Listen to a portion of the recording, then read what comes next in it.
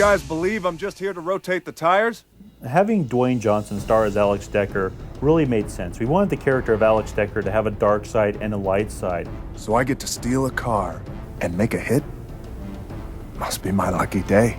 When you look at Dwayne and his personality and the way he portrays himself in movies, it really fit the character. He's really the perfect Alex Decker. He's an ex-fighter pilot who now works for the government, and he's the best of the best. He is a spy hunter.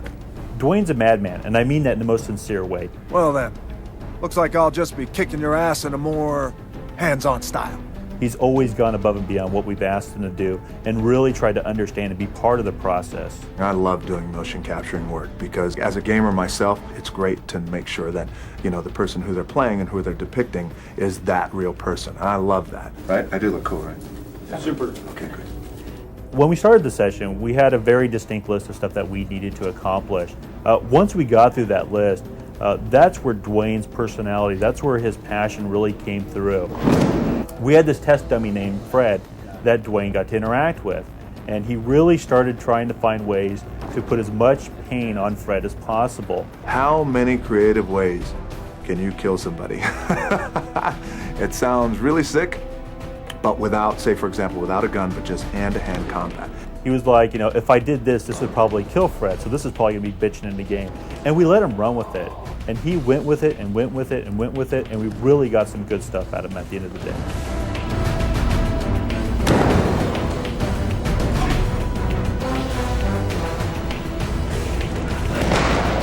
When you look at the motion of the game, you really know it's The Rock. You feel like you're playing him. All in a day's work. The weapons in the game are standard military issue. The game really gets special when you get into melee combat mode. We really wanted to keep it fast, action-paced, but very impactful. We wanted the player to feel powerful. We wanted them to be able to throw players around the room, to knock them down with one punch, to really feel like they were laying the hurt down on the enemy.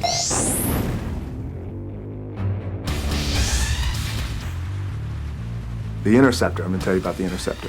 It's the most advanced tactical spy vehicle on the planet.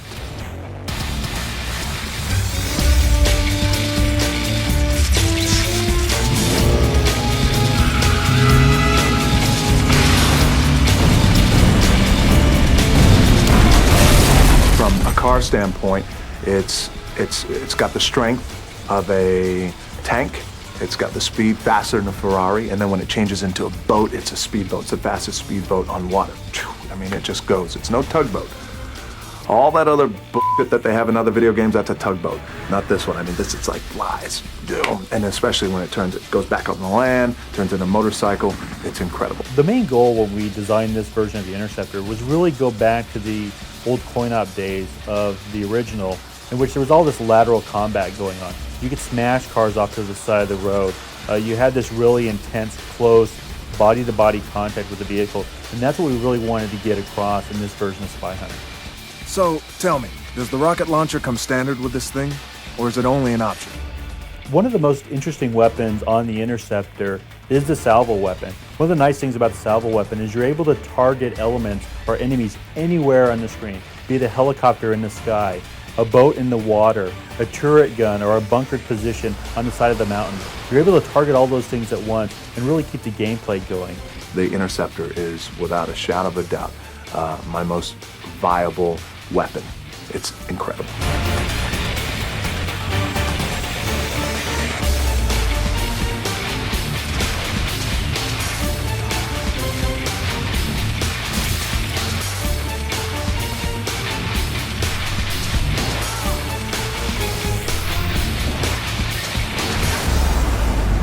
Everybody, it's Rock here. Look for me starring as Alex Decker in Spyhunter Nowhere to Run.